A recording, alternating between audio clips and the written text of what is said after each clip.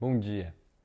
Hoje era para ser o nosso encerramento dessa série de estudos sobre as parábolas de Jesus, mas teve um episódio que nós gravamos que deu falha no carregamento da plataforma do YouTube. Então, oficialmente, semana que vem nós vamos encerrar essa série de estudos com a parábola do filho pródigo, que será exposta pelo Rafael Veras. Eu gostaria de iniciar nossa conversa com uma fala do James Bryan Smith, escritor deste livro aqui, O Maravilhoso Bom Deus, que eu super indico.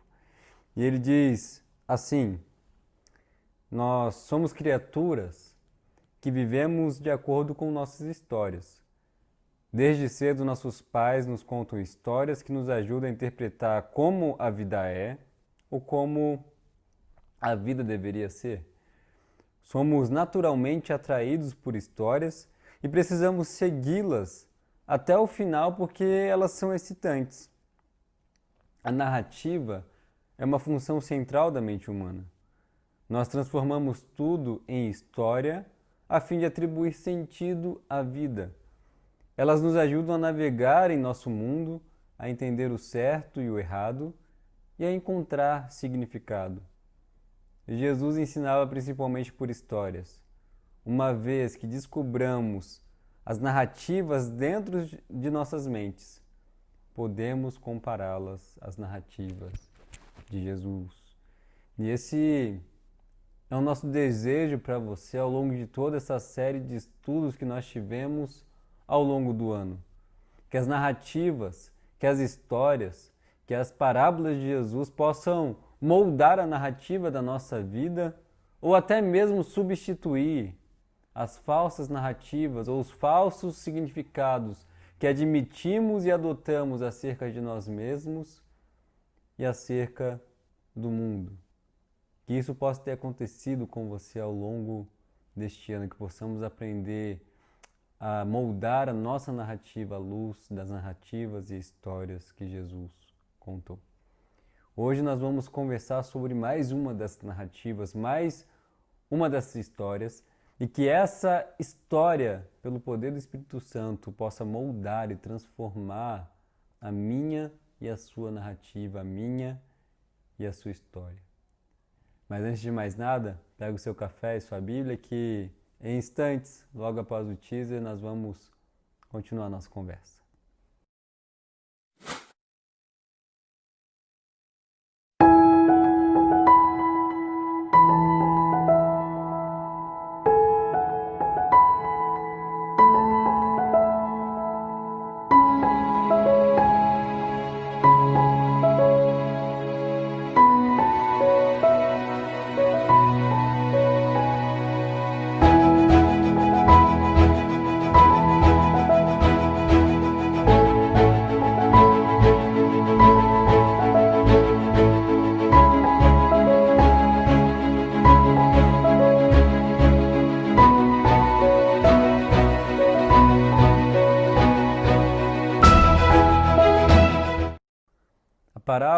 A história de hoje é a parábola da figueira sem folhas. Essa parábola pode ser encontrada nos 3 evangelhos sinóticos, Mateus, Marcos e Lucas, e ela fala acerca das coisas futuras, ou seja, uma parábola escatológica. E apesar de estar presente nos 3 evangelhos, hoje nós vamos conversar a partir do texto de Lucas. Lucas capítulo 21, versículos de 29 a 32. E Jesus conta a parábola da seguinte forma: Ele lhes contou esta parábola: Observem a figueira e todas as árvores. Quando elas brotam, vocês mesmos percebem e sabem que o verão está próximo. Assim também, quando virem estas coisas acontecendo, saibam que o reino de Deus está próximo. De que coisas e sobre quais acontecimentos Jesus está falando? Porque ele cita aqui que quando virem estas coisas, saibam que o reino de Deus está próximo. Mas que coisas são essas? Essas coisas das quais Jesus fala está relatado nos versículos de 5 a 28, que diz respeito à profecia escatológica que Jesus faz. E é importante ter em mente, antes de nós prosseguirmos no texto, que essa profecia de Jesus tem duas facetas. Uma profecia para o seu tempo, acerca de Jerusalém, e uma profecia acerca dos fins dos tempos, que envolve o mundo inteiro. São essas duas facetas que precisamos ter em mente para lermos essa parábola e para entendermos todo o seu contexto. Então, para compreendermos melhor essa parábola, eu vou fazer a leitura dos versos anteriores e fazer brevíssimas explicações ao longo da leitura. Então vai ser praticamente uma exposição de todo o capítulo 21 de Lucas. Tudo começa com uma fala de Jesus para os seus discípulos. Veja os versos 5 e o verso 6. Alguns dos seus discípulos estavam comentando como o templo era adornado com lindas pedras e dádivas dedicadas a Deus. Mas Jesus disse: disso que vocês estão vendo, dias virão em que não ficará pedra sobre pedra, serão todas derrubadas. Então, aqui Jesus está profetizando e predizendo a destruição do Templo de Jerusalém. E quando aconteceria essa destruição? É isso que os discípulos querem saber no versículo 7. Essa destruição aconteceria aproximadamente 40 anos depois da profecia de Jesus. Uma destruição que foi causada pelos romanos sob as ordens do imperador Tito, especificamente no dia 8 de dezembro do ano de 70 depois de Cristo. Desde então, Jerusalém nunca mais teve o seu templo reconstruído, e por isso os judeus hoje choram diariamente no Muro das Lamentações, que foi a única coisa que restou do templo. O templo foi incendiado e os habitantes deportados como escravos nesse ano 70 depois de Cristo. Então, parte da profecia deste capítulo 21 foi cumprida neste episódio em que os romanos destruíram e cercaram Jerusalém, um episódio conhecido como o Cerco de Jerusalém. O texto então continua: Mestre, perguntaram eles, quando acontecerão essas coisas e qual será o sinal de que elas estão prestes a acontecer? Ele respondeu: cuidado para não serem enganados, pois muitos virão em meu nome dizendo, sou eu, e o tempo está próximo. Não o sigam. Essa profecia se cumpre na própria igreja primitiva, onde nós já podemos ver os apóstolos e os escritores do Novo Testamento combaterem os ensinos dos falsos mestres e falsos profetas através de suas cartas. E uma informação curiosa é que a esmagadora maioria dos textos do Novo Testamento foi escrita antes do evento da destruição do Templo de Jerusalém. Mas o surgimento dos falsos messias ou dos falsos mestres não teve seu cumprimento completo. Sim, existiram esses falsos mestres e falsos messias na igreja primitiva, mas nós ainda veremos muitos falsos messias surgirem antes que o fim chegue. Então essa profecia não teve seu cumprimento pleno ainda, apesar de já começar a ser cumprida no início da igreja primitiva. Verso 9. Quando ouvirem falar de guerras e rebeliões, não tenham medo. É necessário que primeiro aconteçam essas coisas, mas o fim não virá imediatamente. Então lhes disse, nação se levantará contra nação e reino contra reino. Haverá grandes terremotos, fomes e pestes em vários lugares, e acontecimentos terríveis e grandes sinais provenientes do céu. Tudo isso também começou a ocorrer no tempo da igreja primitiva. Sob o governo do imperador Cláudio, por exemplo, ocorreu uma pandemia de fome. Em Atos 11, 28 relata isso. Um deles, Ágabo, levantou-se e pelo Espírito predisse que uma grande fome sobreviria a todo o mundo romano, o que aconteceu durante o reinado do rei Cláudio. No tempo de Nero, cidades inteiras submergiram em terremotos na Itália e na Ásia Menor. As palavras de Jesus indicam que todos os acontecimentos dessa espécie precederão em medida cada vez maior o fim do mundo, serão cada vez mais frequentes. Mas esses sinais já começaram logo depois da ressurreição de Jesus, ressurreição e ascensão de Jesus. Mas Jesus continua no verso 12: mas antes de tudo isso, prenderão e perseguirão vocês. Então os entregarão às sinagogas e prisões, e vocês serão levados à presença de reis e governadores, tudo por causa do meu nome. Será para vocês uma oportunidade de dar testemunho. Mas convençam-se de uma vez de que não devem preocupar-se com o que dirão para se defender, pois eu lhes darei palavras de sabedoria a que nenhum dos seus adversários será capaz de resistir ou contradizer. Vocês serão traídos até por pais, irmãos, parentes e amigos, e eles entregarão alguns de vocês à morte. Todos odiarão vocês por causa do meu nome. Contudo, nenhum fio de cabelo da cabeça de vocês se perderá. Isso também certamente teve seu cumprimento na igreja primitiva, essa profecia. Logo no livro de Atos nós vemos a igreja sendo presa e perseguida, inclusive pelo apóstolo Paulo antes da sua conversão. Logo no início do livro de Atos nós vemos, por exemplo, o martírio de Estevão, que foi considerado o primeiro mártir da igreja cristã. Muitos discípulos foram presos e levados à presença de reis e governadores. O apóstolo Paulo, por exemplo, após a sua conversão, foi um deles. Ele foi preso, foi açoitado, foi levado diante de governadores. E, de fato, tudo isso foi uma oportunidade para ele dar testemunho do Evangelho, conforme o próprio Senhor Jesus profetizou. Nós vemos, por exemplo, na carta de Filipenses, que o apóstolo Paulo fala que suas algemas serviram de oportunidade para a pregação do Evangelho. Quando ele é julgado por diversos governadores, ele também testemunha do Evangelho. Então a gente vê logo no início da igreja primitiva, logo no livro de Atos, que essa profecia de Jesus já estava sendo cumprida. Todos os apóstolos, com exceção do apóstolo João, morreram martirizados.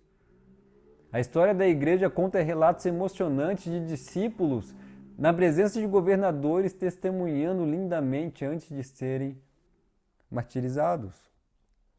Então essa profecia encontrou seu cumprimento logo no início da história da igreja. Contudo, nenhum fio de cabelo da cabeça de vocês se perderá, o versículo 18. E esse versículo não é uma contradição, apesar de parecer. Muitos discípulos não perderam apenas o fio de cabelo da cabeça, mas perderam a própria cabeça. Mas então o que Jesus quer dizer com este versículo? Creio que o apóstolo Paulo explica melhor do que ninguém lá em Romanos 8, em que ele diz: quem nos separará do amor de Cristo? Será tribulação, ou angústia, ou perseguição, ou fome, ou nudez, ou perigo, ou espada? Como está escrito, por amor de ti enfrentamos a morte todos os dias, somos considerados como ovelhas destinadas ao matadouro, mas em todas as coisas somos mais que vencedores por meio daquele que nos amou. Pois estou convencido de que nem morte, nem vida, nem anjos, nem demônios, nem o presente, nem o futuro, nem quaisquer poderes, nem altura, nem profundidade, nem qualquer outra coisa na criação será capaz de nos separar do amor de Deus que está em Cristo Jesus, nosso Senhor. O que Jesus está querendo dizer nesse versículo 18 é que Ele nos conduzirá salvo no seu reino, não importa o que aconteça. Nada pode nos separar do seu amor. Nós chegaremos a salvo ao seu reino. Versículo 19. É perseverando que vocês obterão a vida. Quando virem Jerusalém rodeada de exércitos, vocês saberão que a sua devastação está próxima. Então os que estiverem na Judéia fujam para os montes. Os que estiverem na cidade saiam, e os que estiverem no campo não entrem na cidade, pois esses são os dias da vingança em cumprimento de tudo que foi escrito.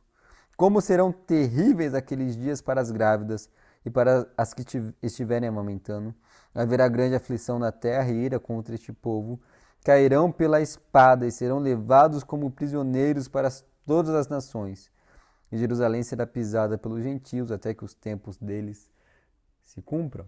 Aqui Jesus fala diretamente sobre o acontecimento do ano 70 depois de Cristo, que nós já ressaltamos na introdução.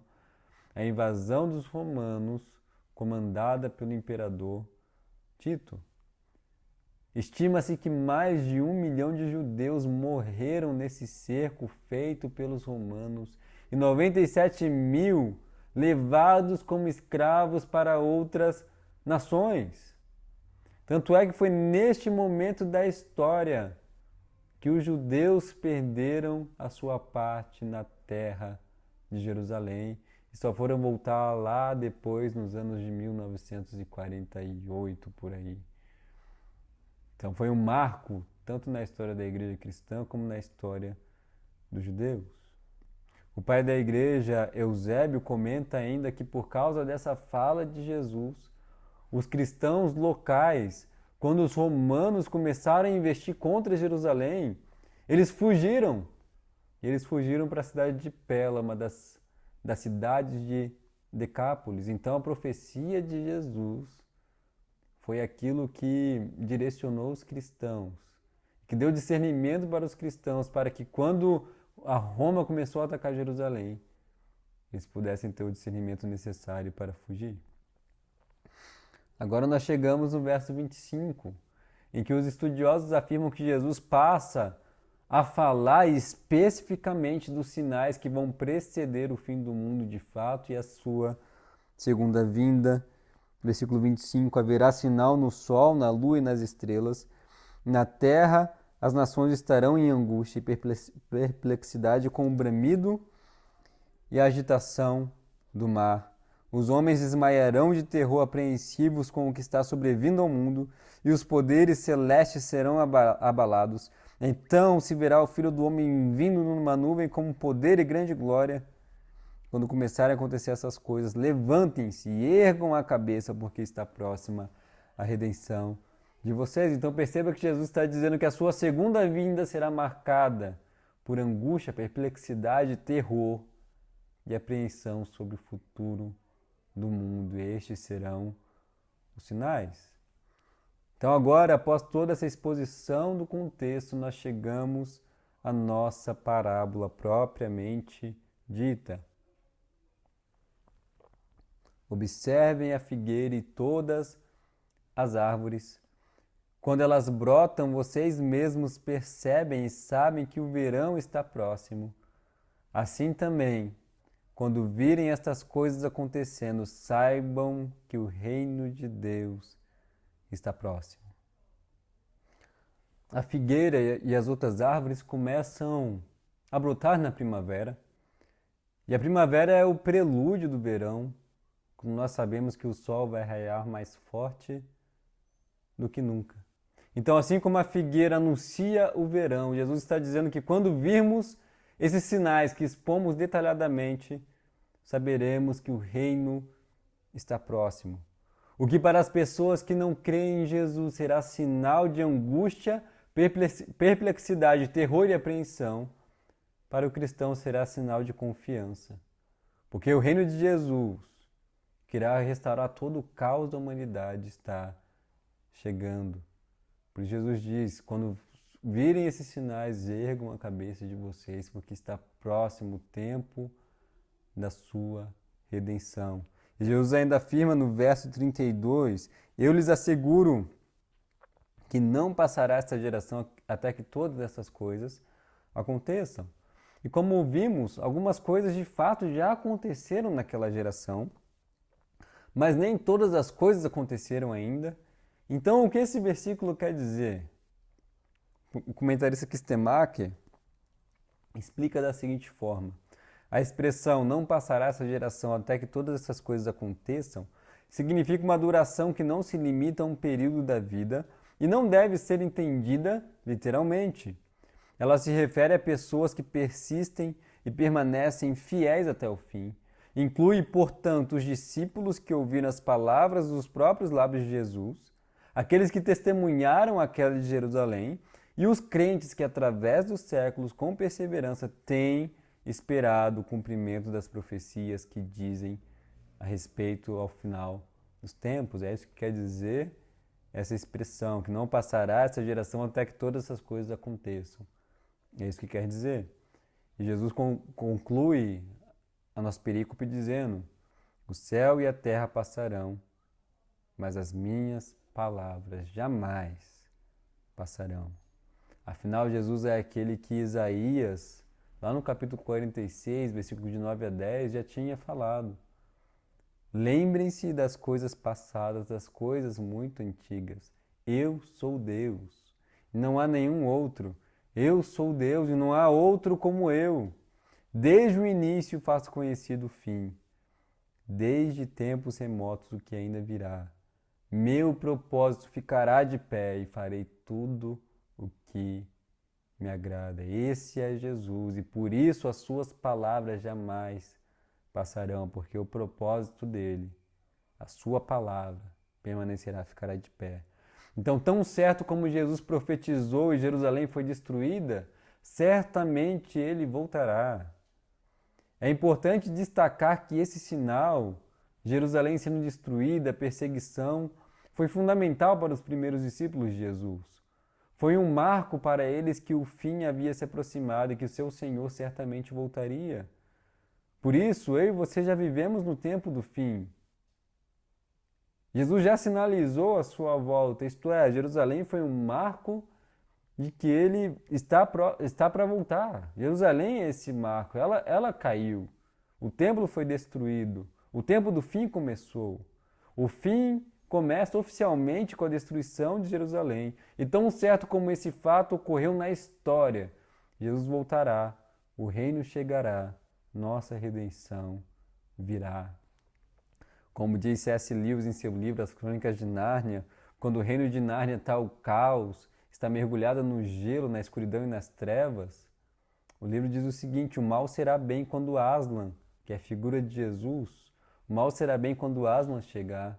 Ao seu rugido a dor fugirá, nos seus dentes o inverno morrerá, na sua juba a flor há de voltar.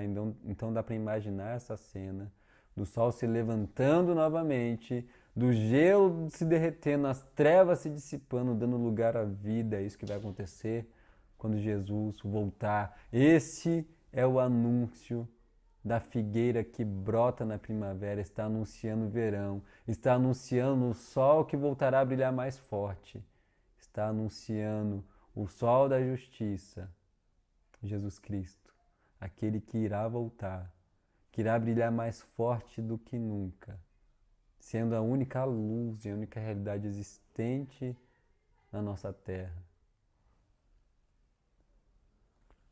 O que essa parábola tem a dizer para nós hoje? Os sinais que acompanham a volta de Jesus não servem para ficarmos tentando adivinhar quando ele vai voltar, mas são sinais que servem para confortar o nosso coração. Esses sinais servem para nos lembrar que o reino está próximo. Porque tem muitas pessoas e quando vem catástrofes acontecendo no mundo, falam: olha só, Jesus está voltando, é a hora, é o momento, é já. Não, esses sinais não servem para isso, não servem para a gente adivinhar quando exatamente, especificamente as coisas vão acontecer. Jesus não deu uma data específica para os seus discípulos. Esses sinais servem para nos lembrar que o reino está próximo, servem para gerar esperança no nosso coração. Por isso Jesus fala para levantarmos e erguermos nossas cabeças.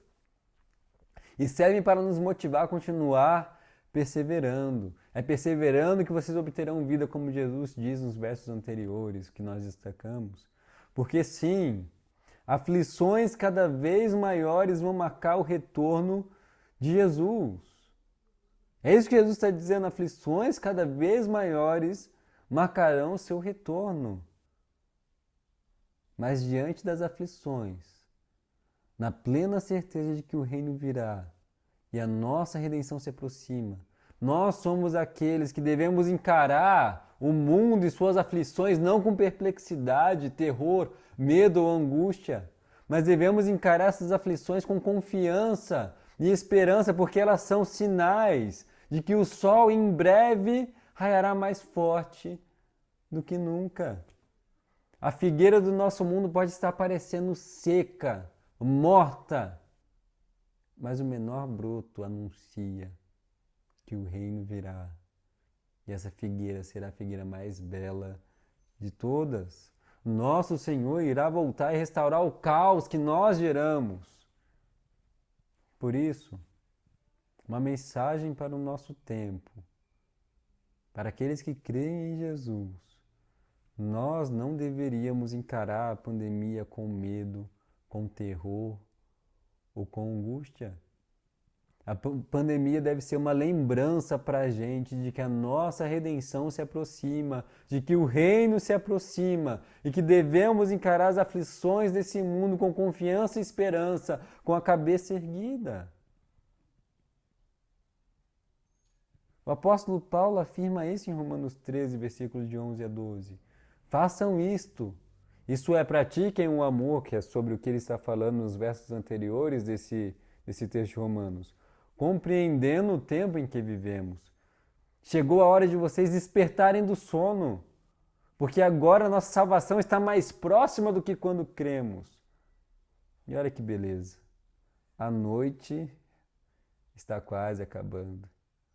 O dia logo vem. Portanto, deixemos de lado as obras das trevas e vistamo-nos a armadura da luz. É essa mesma confiança e perseverança que marcou as palavras do apóstolo Paulo, que marcou as igrejas do primeiro século. Esse é o convite para nós. Nós vemos pessoas, ao se deparar com a pandemia, se perguntando o que será do nosso futuro, o que será das nossas finanças, o que será do ano que vem. Nós temos pessoas que olham para a política e falam, meu Deus, onde nós vamos parar? Mas nós não somos daqueles.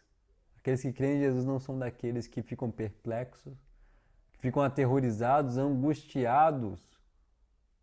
Mas são aqueles que encaram todas essas aflições, todas essas realidades com perseverança e confiança. Esses sinais servem para encorajar o nosso coração. Enquanto para aqueles que não creem serve para ficarem aterrorizados, para nós serve de encorajamento e perseverança. Porque o reino do nosso Senhor se aproxima, o reino que irá restaurar todas as coisas. Em segundo e último, esses sinais servem para nos lembrar de cuidarmos com a maneira com que nós vivemos. A conclusão prática de Jesus para os seus discípulos é no verso 34. Tenham cuidado para que seus corações não fiquem carregados de libertinagem, bebedeira e ansiedade da vida. E aquele dia venha sobre vocês inesperadamente, porque ele virá sobre todos os que vivem na face da terra. Então não será apenas em Jerusalém, mas sim sobre todos que vivem na face de toda a terra. Estejam sempre atentos e orem para que vocês possam escapar de tudo que está para acontecer e estar de pé diante do Filho do Homem. Então os sinais servem para que possamos reavaliar a nossa vida. Com a lembrança de que o reino se aproxima, devemos cuidar para que a nossa vida corresponda à vida desse reino. Os sinais servem para nos deixar alertas e nos conduzirem à oração para que possamos estar de pé, isto é, prontos, como aqueles que esperam ansiosamente aquele que tanto nos amou.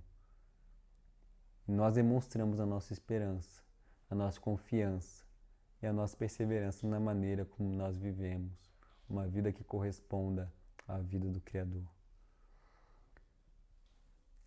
Eu termino citando o texto de Hebreus, capítulo 10, versículos de 35 a 37, que diz: Não abram mão da confiança que vocês têm, ela será ricamente recompensada. Vocês precisam perseverar, de modo que quando tiverem feito a vontade de Deus, recebam o que Ele prometeu. Pois em breve, muito em breve, aquele que vem virá e não demorará. E essa é a nossa esperança. E é muito legal pensar que essa parábola, essas profecias de Jesus foram ditas pouquíssimas cenas antes da sua crucificação.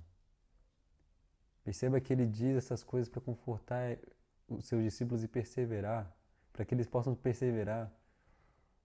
Jesus é aquele que nos motiva a permanecer confiantes e perseverantes, porque ele mesmo enfrentou as aflições maiores do que nós enfrentamos.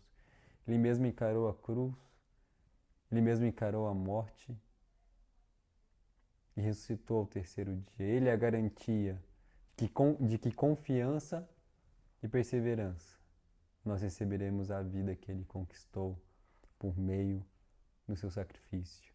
Que os sinais e aflições que estamos vendo e vivendo hoje e que vamos ver e viver futuramente possam nos conduzir cada vez mais à confiança e à perseverança, certo de que o reino está próximo, certo de que o tempo da nossa redenção se aproxima, certo que o nosso Senhor virá e não vai demorar. Que estejamos prontos, confiantes, que possamos perseverar no Evangelho. Eu quero orar com você. Pai, tudo o que nós queremos te pedir hoje é que o Senhor transforme dentro de nós as aflições deste mundo em confiança e perseverança. Que sejamos encharcados com a esperança do seu reino que está vindo. Que sejamos inundados, Deus, com a vontade e o desejo, Deus, de sermos redimidos, sermos resgatados e levados à eternidade com o Senhor. Nossos olhos possam brilhar, Deus, sabendo que o Senhor está prestes a voltar.